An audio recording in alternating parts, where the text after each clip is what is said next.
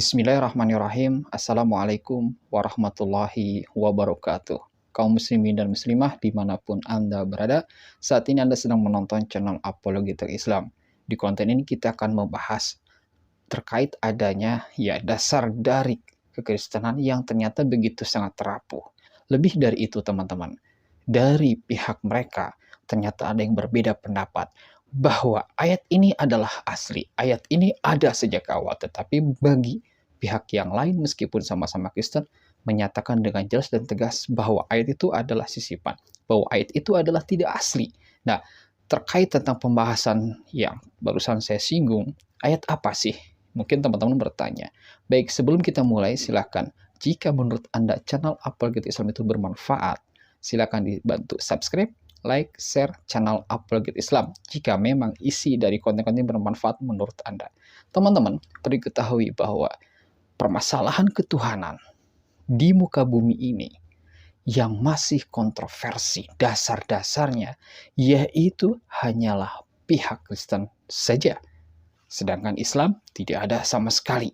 Itu masalah prinsip. Belum lagi permasalahan-permasalahan yang remeh-temeh yang menjadi kontroversi di internal mereka, yaitu ayat mengenai 1 Yohanes pasal 5 ayat 7 hingga 8. Di mana di internal mereka ada yang menyatakan bahwa ayat itu adalah sejak awal memang ada kalimat tambahan, di mana frasa seperti hanya Allah, yaitu Roh Kudus, itu ada katanya. Tetapi bagi pihak lain, di internal mereka sendiri, ternyata menyatakan dengan jelas, dengan tegas bahwa ayat itu adalah tidak asli, bahwa ayat itu adalah sisipan. Lagi-lagi dari pihak mereka, khususnya dari orang Kristen yang awam, selalu saja menyatakan bahwa apa yang dikemukakan oleh orang-orang yang tidak setuju dengan adanya 1 Yohanes pasal 5:7, di mana ada frasa tambahan, mereka selalu menuding bahwa itu adalah kalimat-kalimat yang selalu dilontarkan oleh para liberal. 1 Yohanes pasal 5 ayat 7 hingga 8. Yaitu sarapan pagi menyatakan seperti ini. Namun pendapat Dr. A. T. Robinson itu sama sekali tidak benar jika dikatakan 1 Yohanes pasal 5 ayat 7b hingga 8a tidak ditemukan dalam semua manuskrip Yunani dan terjemahan PB sebelum abad ke-16. Jadi, Rita Wahyu melalui sarapan pagi ini menolak bahwa itu tidak benar atas pendapat Robinson yang menyatakan bahwa adanya manuskrip Yunani mengenai adanya 1 Yohanes pasal 5 ayat 7 hingga 8 itu ternyata telah ditemukan sebelum abad ke-16 menurut Tita Wahyu, yang menyangkal Robinson yang menolak bahwa sebelum abad ke-16 itu tidak ada. Selanjutnya dia menyatakan seperti ini, karena teks tersebut ditemukan dalam 8 manuskrip Yunani yang sangat penting dan 4 diantaranya tertanggal sebelum abad ke-16, yaitu Greek Minuskul 61 ke-16 88, yaitu ke-12 221 ke-10 918, yaitu ke-16. Selain itu banyak terjemahan-terjemahan Latin yang sangat mendukung eksistensi 1 Yohanes pasal 5 ayat 7b hingga 8a ini. Kurang lebih menurut Rita Wahyu, kurang lebih ada 8.000 manuskrip Latin dan sebagian besar berisi 1 Yohanes pasal 5 ayat 7b hingga 8a. Nah, itu adalah pernyataan dari Rita Wahyu menulis sarapan pagi yang menyanggah Robinson.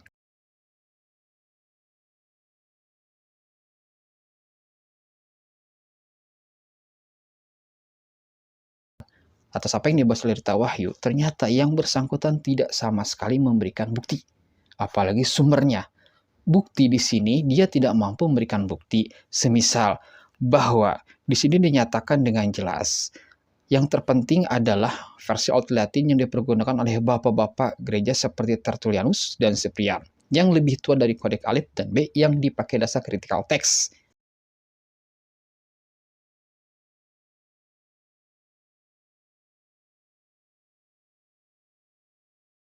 Pertanyaan kita, mana buktinya bahwa yaitu Tertullus dan Cyprianus memiliki ayat tersebut, yaitu ayat ke-7b hingga 8a? Ataukah hanya sebab pengklaiman belaka? Itu satu poin terpenting kita. Terlebih tidak ada sama sekali adanya sumber yang digunakan oleh Rita Wahyu dalam membenarkan pernyataannya. Jika pernyataannya tidak didukung oleh sumber, tentu saja apa yang dia sampaikan bisa jadi sebuah kebohongan yang nyata. Terlebih banyak dari pihak Protestan yang menggunakan sarapanpagi.com. Selanjutnya kita akan bahas apa sih pernyataan yang jelas, yang tegas di dalam Intelek Kristen. Dalam buku ini mengenai 1 Yohanes pasal 5 ayat 7 hingga 8 dinyatakan dengan jelas bahwa di dalam Alkitab tidak terdapat satu istilah yang dapat diterjemahkan dengan kata Tritunggal atau suatu ayat tertentu yang mengandung dogma tersebut. Alasan yang menimbulkan perumusan dogma itu mungkin terdapat dalam 1 Yohanes pasal 5 ayat 7 hingga 8. Dia menyatakan bahwa tetapi sebagian besar dari ayat-ayat itu agaknya belum tertera dalam naskah aslinya. Di sini Niftri dan juga Bolan di dalam karya ini menyatakan agaknya. Di sini dia mengalami sebuah kebimbangan. Agaknya ya ini tidak asli. Artinya bahwa ayat tersebut di mana frasanya ada sebagaimana yang tadi kita baca, itu ternyata ayat tambahan. Di mana di dalam buku ini Anda bisa membacanya pada halaman dari 548 hingga 549.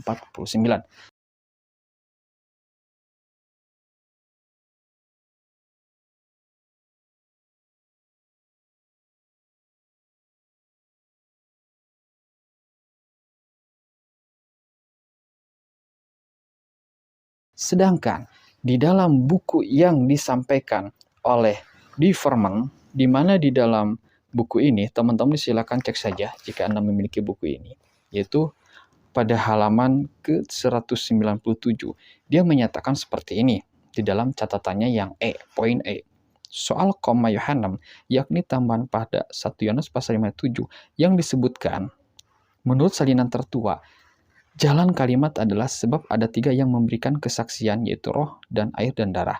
Rupa-rupanya tambahan itu mula-mula terbubuh sebagai keterangan di pinggir halaman. Si penyalin kemudian memasukkannya ke dalam teks karena berpikir bahwa ini adalah perbaikan dari penyalinan lama. Sampai kini hal itu serupa masih terjadi.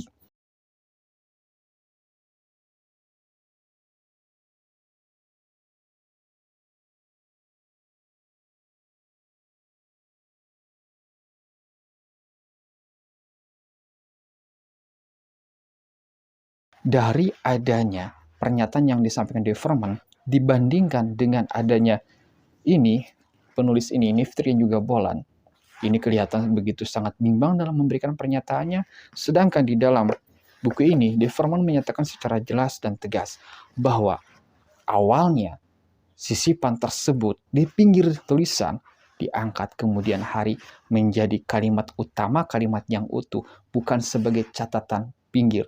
Artinya bahwa sejak awal keterangan tersebut adalah keterangan dari penyalin, hingga pada akhirnya kemudian hari ada yang memasukkannya. Jelas bahwa ini adalah penyisipan yang jelas-jelas terang bahwa ini merupakan dogma yang diangkat dari dasar yang lemah jika orang-orang Kristen menggunakan 1 Yohanes pasal 5 ayat 8 dalam membuktikan adanya Tuhan itu adalah Trinitas. Lalu bagaimana dengan adanya tafsiran yang ada? Nah, terkait adanya penafsiran yang ada, itu tidak jauh berbeda dengan apa yang tadi kami sampaikan, baik itu Diverman maupun Niftrik maupun Bolan. Sedangkan di tafsiran ini, Anda bisa melihat. Di sini dengan jelas dinyatakan bahwa pada halaman 703, KJV memuat bahan tambahan ini, NIV dan TB2 atau maksudnya adalah terjemahan baru. Di dalam tanda kurung, penyunting, kata-kata itu jarang ditemukan di luar naskah-naskah manuskrip terjemahan Latin, maka jelas bukan bagian dari naskah asli.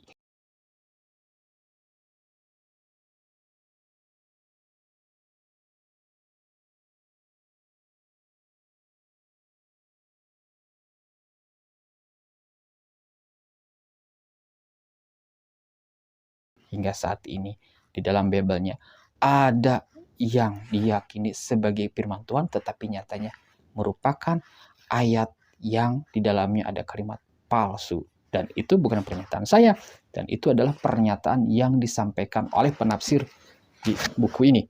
Artinya bahwa keyakinan orang-orang muslim yang menyatakan bahwa Bible telah diubah sebagaimana yang ada di dalam Al-Baqarah ayat 79, orang-orang Yahudi, Kristen maksudnya, mereka itu adalah yang merubah-rubah, di mana dikatakan bahwa Bible yang dirubah itu adalah kitab yang berasal dari Allah. Bahwa di dalam Al-Baqarah 79, mereka dinyatakan adalah sebagai orang yang celaka. Karena apa? Dengan adanya dasar yang begitu sangat lemah, hingga pada akhirnya dikatakan sebagai firman Tuhan dan diyakini oleh banyak orang, hingga pada akhirnya berpolemik, dan masalah ketuhanan pun di dalam internal Kristen itu hingga saat ini masih berpolemik. Ada yang meyakini bahwa Tuhan itu Trinitas, ada yang meyakini tidak, seperti yang diyakini oleh pihak Yohanes sendiri.